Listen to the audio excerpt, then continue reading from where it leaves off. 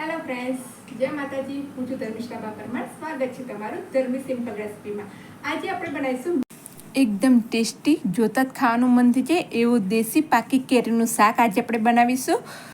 એક વખત તમે જો આ શાક બનાવી દેશો તો બીજા બધા શાક ભૂલી જશો. તો ચાલો બનાવીએ. તો અહીંયા મેં બજારમાં મળતી આવી કેરી લીધી છે. તે બહુ પાકી નહીં અને બહુ કાચી નહીં એવી છે આ કેરી. તો આ મીઠી કેરી છે એટલે આમાં ગળપણ આપણે ઓછું નાખશું. જો ખાટી કેરી હોય તો તમારે અંદર ગળપણ થોડું વધારે એડ કરવું પડશે. તો આવી એકદમ ફ્રેશ તાજી એવી કેરી મેં લઈ લીધી છે. એને સારી રીતે ધોઈ લીધી છે. હવે એને આપણે કટકા કરીશું. તો એને આ રીતે ઉપરનો ડીટાનો ભાગ કાઢી લેવાનો છે અને સાઈડમાં એક આવી રીતના એને કટ કરશું અને બીજી સાઈડ પણ એને આ રીતે જ કટ કરી દઈશું. તો આવી આપણે પાકી કેરી લેવાની છે. તો આ શાક તમે બાજરીના રોટલા, રોટલી કે ભાત સાથે પણ ખૂબ જ સરસ લાગે છે. હવે જે એને આપણે સ્લાઈસ કરી છે એને પણ વચ્ચેથી ફરી એક સ્લાઈસ કરી દઈશું એટલે ખાતા આપણને ફાવે. તો આ રીતે જ આપણે ટુકડા કરવાના છે. લાંબા લાંબા એની ચીરીઓ સ્લાઈસ રાખવાની છે અને આ રીતે ગોટલાને આવી રીતના કટ કરવાનો છે. તો જેથી ગોટલો પણ ખાવાની ખૂબ જ મજા આવશે. તો આ રીતે આપણે બધા કેરીને કટ કરી લઈશું. આ કેરીનું શાક મને મારા સાસુજીએ શીખવાડ્યું છે ને. તો અમે મારા પિયરમાં તો ખાલી કાચી કેરીનું જ શાક બનાવવામાં આવતું હતું.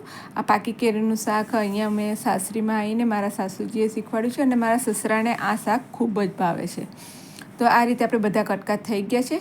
હવે અહીંયા આપણે 8 થી 10 જેવી લસણની કળીઓ લઈશું અને એમાં આપણે કશ્મીરી લાલ મરચું 2 ચમચી જેટલું એડ કરીને એને ખાંડી લઈશું. એકદમ ઝીણું એવું ખાંડી લેવાનું છે. આ શાકમાં બહુ મસાલાની પણ જરૂર નહીં હોતી અને મારી ચેનલનું નામ તો સિમ્પલ રેસિપી છે એટલે એકદમ સિમ્પલ તરીકેથી જ આપણે બધા શાક બનાવીશું અને એક પણ એકદમ ટેસ્ટી અને સ્વાદથી ભરપૂર. હવે એક કઢાઈમાં આપણે 2 થી 3 ચમચા જેટલું તેલ લઈશું. અહીંયા મેં સિંગ તેલ લીધું છે. તમે જે ખાતા હોય એ તેલ લઈ શકો છો. હવે અડધી ચમચી જેટલું જીરું એડ કરશું. આમાં જીરાનો વઘાર ખૂબ જ સરસ ટેસ્ટ આપે છે. અને અહીંયા થોડા સૂકા મસાલા, એમાં 3 થી 4 લવિંગ, 2 લાલ મરચાં અને 2 તજના ટુકડા લીધા છે અને અહીંયા થોડીક અડધી ચમચી જેટલી હિંગ લીધી છે.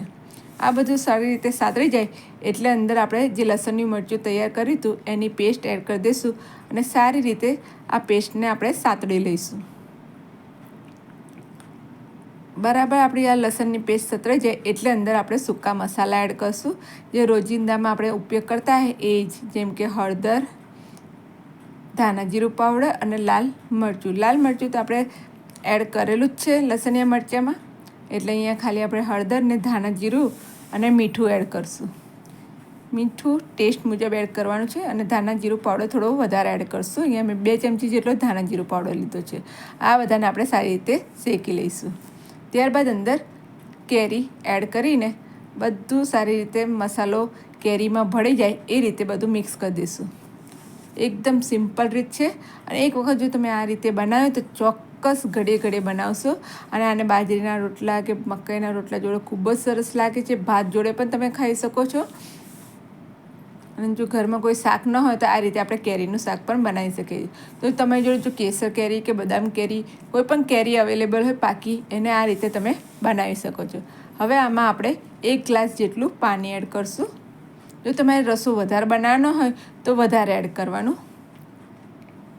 આ રીતે સારી રીતે મેં એડ કરી દેવાનું અને મેં અહીંયા 1.5 ગ્લાસ જેટલું પાણી એડ કર્યું છે. હવે એને ઢાંકીને આપણે મીડિયમ ટુ હાઈ ફ્લેમ પર થવા દઈશું. તો 5 થી 10 મિનિટ પછી જોઈ લેવાનું અને હલાવી લેવાનું વચ્ચે વચ્ચે એકાદ વખત અને તમને ખ્યાલ આવી જશે કે કેરી આપણી ચડી ગઈ છે. તો અહીંયા મેં 2 ચમચી જેટલો ગોળ એડ કર્યો છે. જો કેરી ખાટી હોય તો વધારે ગોળ એડ કરવાનો અને ઓછી હોય, મીઠી હોય તો તમારે ઓછો ગોળ એડ કરવાનો. અને છેલ્લે ગરમ મસાલો એડ કરવાનું ભૂલતા નહીં. એનાથી ખૂબ જ સરસ ટેસ્ટ આવે છે અને બધું સારી રીતે મિક્સ કરીને 2 મિનિટ જેવું આપણે ઢાંકીને થવા દઈશું જેથી ગોળ બધો ઓગળી જાય અને શાકની અંદર ભળી જાય. તો છે ને એકદમ સિમ્પલ રેસીપી જોતાં જ ખાવાનું મન થઈ જાય એવું આપણું આ શાક બનીને તૈયાર છે. છેલ્લે આપણે લીલા ધાણાથી એને ગાર્નિશિંગ કરશું. જો તમને મારે આ વિડીયો સહેજ બી ગમ્યો હોય તો પ્લીઝ લાઇક કરજો અને મારી ચેનલને સબસ્ક્રાઈબ કરી દેજો. આ વિડીયો બનાવતા ખૂબ જ મહેનતની જરૂર પડે છે, તો પ્લીઝ મને સપોર્ટ કરજો. તો આજે મેં જમવાનામાં કેરીનું શાક, રોટલી, કઢી, ખીચડી, પાપડ અને અથાણું ને છૂંદો બનાવ્યા છે. તો ચાલો જમવા આવી જાઓ બધા. અને તમને આ રેસીપી કેવી લાગી મને જરૂરથી કહેજો. આવજો. તો તમને મારી આ રેસીપીનો વિડીયો કેવો લાગ્યો મને કોમેન્ટ બોક્સમાં જરૂરથી જણાવજો. અને હા, જો તમને આ વિડીયો ગમ્યો હોય તો લાઇક કરજો, શેર કરજો અને મારી ચેનલને સબસ્ક્રાઈબ કરજો. અને આવી જાઓ નવી વાનગીઓ જોવા માટે બેલ આઇકોનને પ્રેસ કરજો. તો ત્યાં સુધી ખાઓ પીઓને જલસા કરો. જય માતાજી, જય શ્રી કૃષ્ણ.